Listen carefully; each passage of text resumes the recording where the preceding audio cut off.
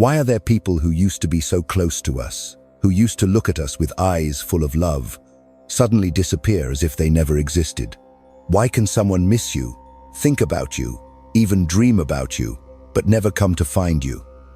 They leave a silence between the two of you like a faint but painful cut.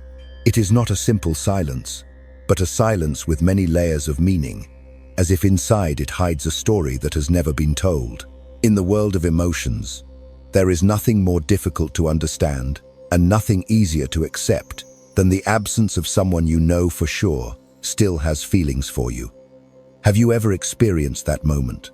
When the phone doesn't ring, when no message comes, even though your heart knows that somewhere the other person is still thinking about you.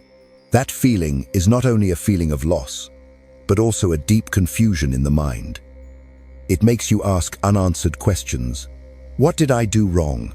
Are those feelings real? Or is it all an illusion? Stop for a second. Let this question resonate in your mind. Could there be a deeper reason why that person can't come to you, even though they still have you in their heart? If this has happened to you, you are not alone. Many people have, are, and will experience such meaningful moments of silence in their lives. That is why I invite you to do something simple but meaningful.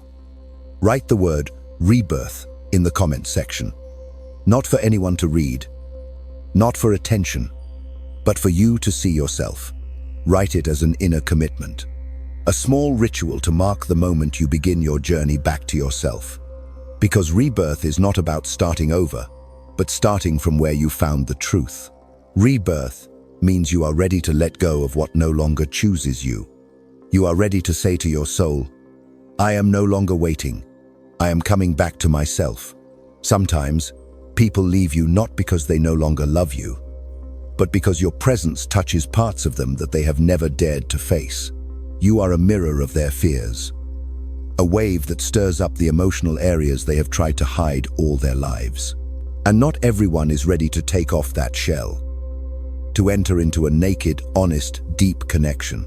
That is when silence speaks, not with words, but with distance, not with rejection, but with avoidance. And you, the one listening to this, may feel left behind, but know that the emotions you are carrying are not proof of lack of value. They are a sign that you are reaching a deeper level of human emotion. There, logic is no longer the dominant thing. There, unconscious wounds are the guides. When someone doesn't come, even though their heart is with you, it doesn't mean indifference. It could be an inner storm that they haven't been able to overcome, a battle inside them that you can never see with your naked eyes. And that's where you need to shift, from waiting to understanding, from hurt to awareness. The moment you put pen to paper to write rebirth is also the moment you implicitly tell yourself, I've been hurt, but I choose to move towards the light. You don't write it for the other person to see. You write it for yourself to see, so that you know that you're still here, still continuing your journey, not bound by anyone's silence. Ask yourself, how many times have you been haunted by a text message that didn't come, an unreturned call, an unspoken sentence? How many times have you let someone else's absence define your self-worth? If the answer is yes, then this is the turning point. It's when you start saying, I am enough, even when no one comes. I'm not here to tell you to forget the other person. I'm just inviting you to change your perspective. From waiting for someone to come back, to listening to the most important person, yourself. Because someone's silence can make your heart flutter, but don't let it awaken your old fears. Instead, let it awaken a new courage. The courage of someone who is learning to love without losing themselves. And so, once again, let's write the word rebirth as a starting point. Not for the past, not for the other person, but for yourself. You, who is listening. You, who is feeling. You, who has been hurt. And you, who is willing to step out of the darkness, to see the light that you can create. There is a concept in Carl Jung's psychology that, when understood, will make you start to see relationships, especially failed relationships, in a different light. It is the concept of the shadow, The shadow is the part of the soul that we refuse to acknowledge, the part that we hide, not only from others, but also from ourselves. It is the refuge of unaccepted emotions, denied desires, repressed memories. And in each of us, the shadow does not sleep. It observes, influences, and controls many decisions, especially in love. Love, on the surface, seems to be a pure emotion, a connection between two hearts. But in reality, love is often a meeting of two unconscious systems, two unnamed shadows. When someone comes close to you, really close, touching the truth in you, they don't just see you, they see themselves. And sometimes what they see is not easy to accept. That's when the mirror of love becomes scary. Because you're not just a lover, you're a reflection. When you're gentle, they feel vulnerable. When you're patient, they feel rushed. When you give unconditionally, they feel the control that has hurt them in the past. Not because you did anything wrong, but because you accidentally touched a part of them they never wanted to open. Imagine someone who grew up in an environment where love came with conditions. They learned that love was about giving, about deserving, about controlling. When you love them freely, they don't know how to receive. They start to doubt, they fear, they withdraw. Not because you're not good enough, but because they're not good enough, not trusting enough in unconditional love, not ready enough to open the inner door you accidentally knocked on. And so they disappear. They keep quiet. They leave. Here's the painful truth. They're not avoiding you. They're avoiding themselves. Avoiding the wounds you've mirrored.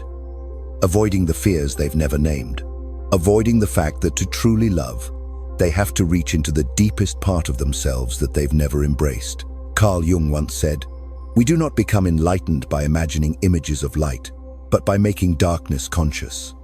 That means that for someone to truly love and keep love, they need to go through the process of looking directly into their shadow. They need to sit with the parts they've rejected, the weaknesses, the fears, the selfishness, the hurt. Not everyone is ready for that journey, and you can't go through it for them. Their silence, then, is not a measure of your affection. It's an indicator of the depth of the inner battle they're facing. Where you see a beautiful path for both of you to walk, they see a bottomless pit of unhealedness.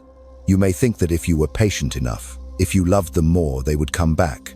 But be careful, because love cannot be a trade-off between dignity and uncertainty. No one can heal another by losing themselves in their hurt. You may be the first person to make them feel safe.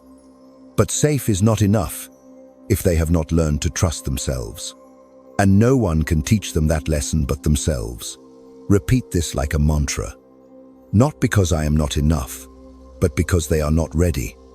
Not because I am wrong, but because they are not brave enough to stay when it is real. There are people who will walk through your life only to reflect an unhealed part of themselves. And then they leave. They do not leave because they no longer love you. They leave because they cannot bear the light you bring. That light makes them see even the darkest parts of themselves. And when they are not ready to face them, they are forced to turn away. Instead of blaming them, understand. Instead of blaming yourself, be aware. Because in every absence there is a lesson. In every broken mirror is a sign of a soul not ready to see itself. You cannot love someone by stepping into the darkness for them, but you can love yourself by not trying to save someone who is not ready to be saved. And that is where you find peace. Not because you stop loving, but because you begin to understand. Understand that love is not about holding on, about clinging, about changing. Love is about understanding the limits of yourself and others. It is accepting that there are journeys not meant to be traveled together, but for each person to return to the part they need to explore. That person may remember you for the rest of their life. But as long as they have not faced their shadow, they will only stop at half-hearted emotions. And you, who have had the courage to love with all your heart, deserve a love that comes from wholeness, not from someone who is running away from themselves. There comes a moment in your emotional journey when you are no longer the one sitting there wondering why they didn't come back, why they didn't choose you, why your giving wasn't reciprocated. It's the moment you look deep into yourself, not to find fault, but to find the truth. And that truth can be shocking. You don't need them to know your worth. You were worth it even before the love began. You just forgot it. You just confused being loved with being recognized. From here, you enter a moment of awakening. No longer a victim of absence, of silence, of hurt, but the one who actively chooses you. Step by step, you move out of the dark zone of waiting and into the light of awareness.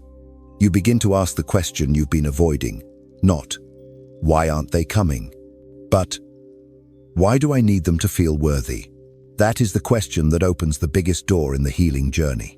When you dare to look at it, you are no longer manipulated by the avoidance of others, because you have shifted the focus from them to yourself. When you ask it honestly, you may realize that somewhere in your past, you learned to attach your self-worth to being loved by others.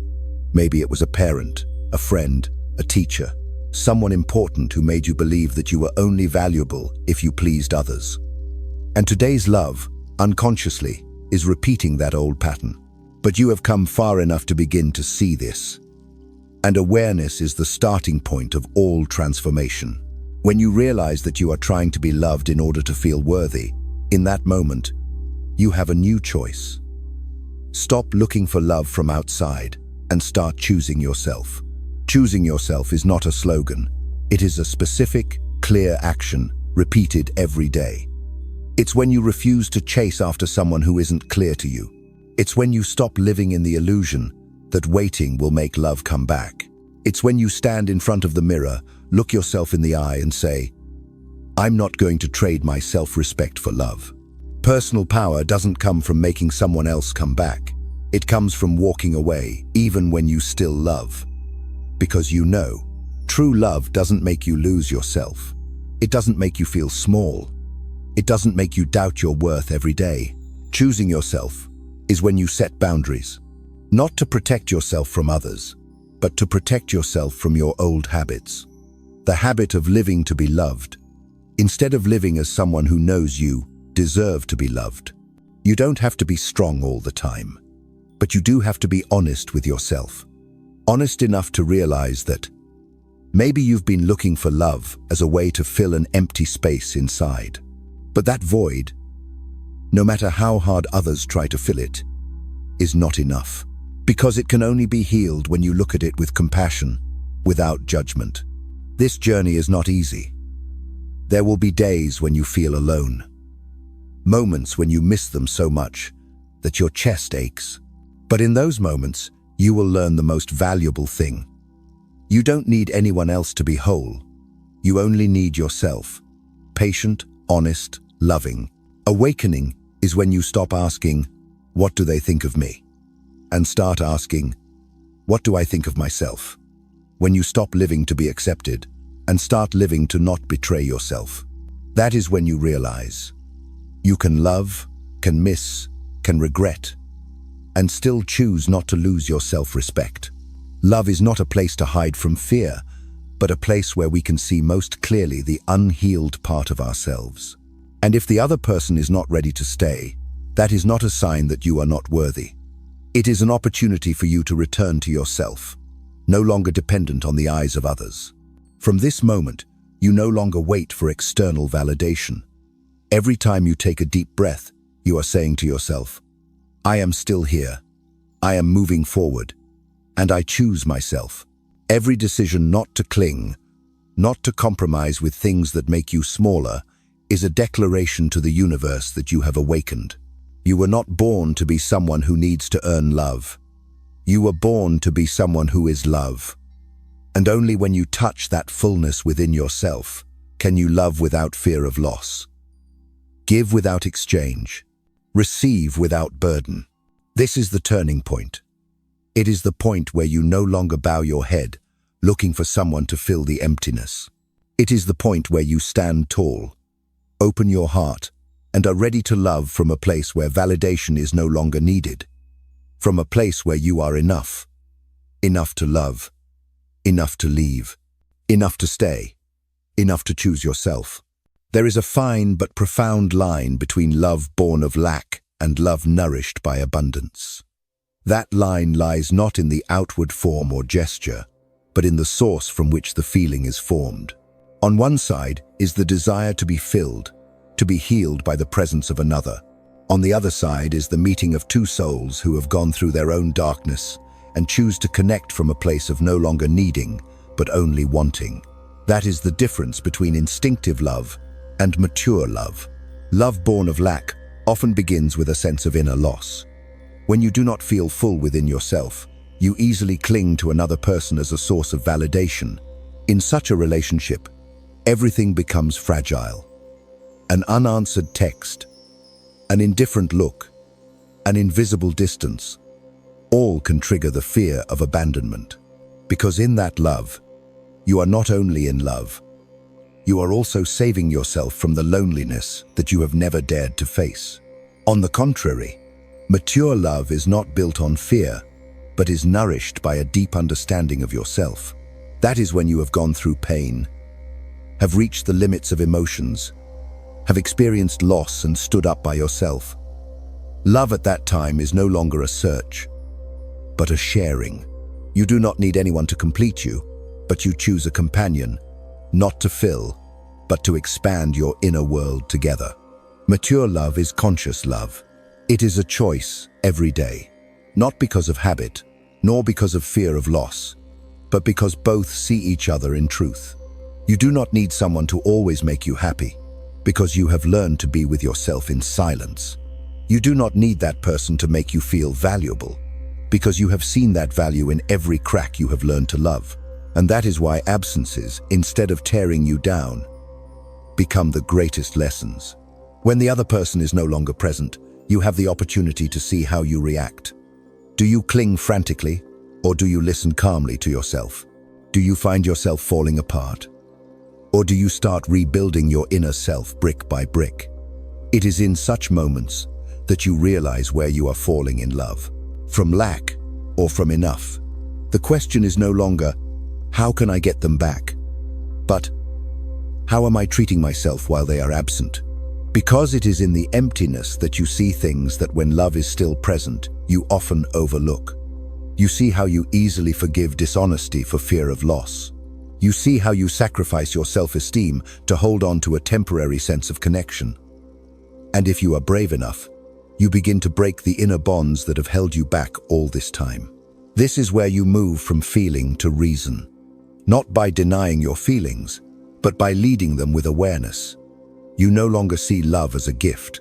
You understand that true love exists only between two people who are emotionally mature. Two people who have learned to see their darkness, accept it, and not hold the other responsible for that wound. Such a love does not promise to always be smooth, but it has a solid foundation because it is not built on fear or lack. It comes from a place where both know, I can live without you, but I choose to live with you. It is not dependence, but freedom given. So, if you are at this crossroads of emotions, stop and ask yourself, do you want a love that makes you constantly have to prove your worth? Or a love that is built on mutual recognition and appreciation? Do you choose to continue waiting for someone who is unclear? Or do you choose to move on to meet someone who does not require you to trade the truth inside you? Mature love starts from you, from the way you see yourself, from the way you handle silence, from the way you no longer use love as a way to escape emptiness. Instead, you let love come when you are full. And if the other person cannot accompany you in that maturity, it does not make you lose. It is simply a sign that you have reached a new stage where not everyone can accompany. Love should not be a struggle between staying and leaving. Love should be a place where both can stand still with each other in silence, without fear of being left behind. And that can only happen when each person has learned not to abandon themselves. Your self-worth is not in the eyes of others. It is in how you see yourself when no one is there to say you are worthy.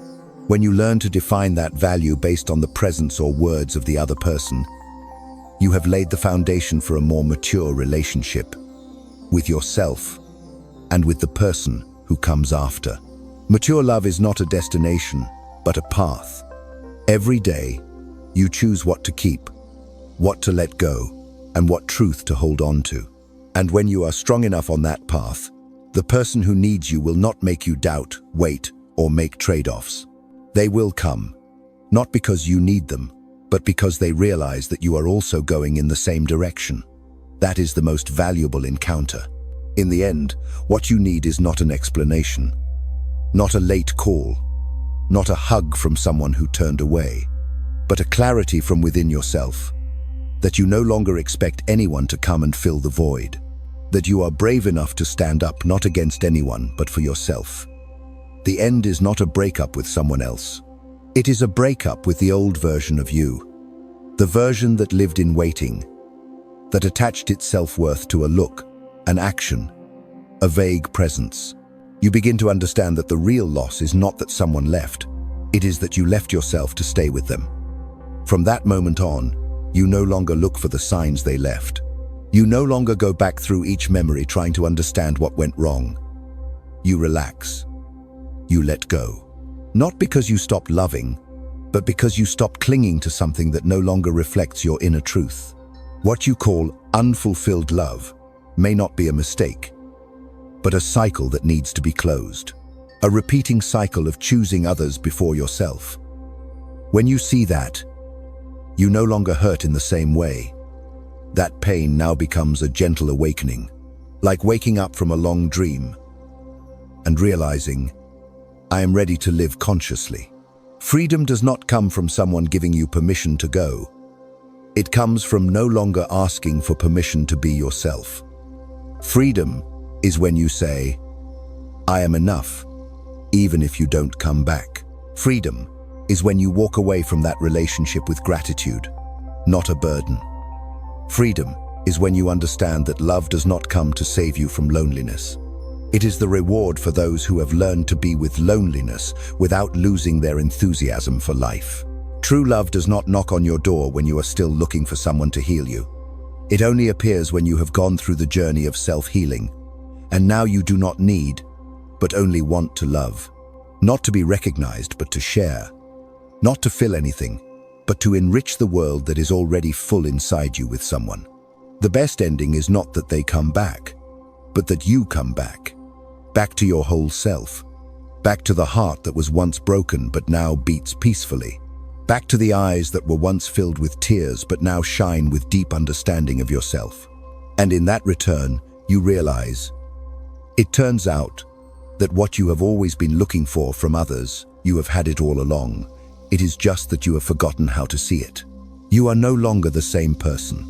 No longer the person who waited all night for a text message, who saw every little sign as proof of affection. Now, you are the person who knows that what comes from clarity will not make you guess. True love does not create questions that keep you up at night. It brings peace, full presence, conscious choice. The ending is not sad. It is the music that goes to silence. It is the last scene of a movie, where you understand that the most beautiful thing is not who leaves or stays, but the main character has changed, has grown, has become a deeper and more intentional version. And that main character is you. Now, you can smile when you look back. Not because you no longer have feelings, but because you have learned to love without holding on.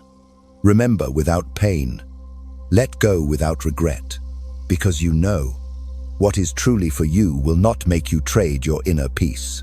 And if someone asks you, how does it end? Say, it doesn't end. It transforms.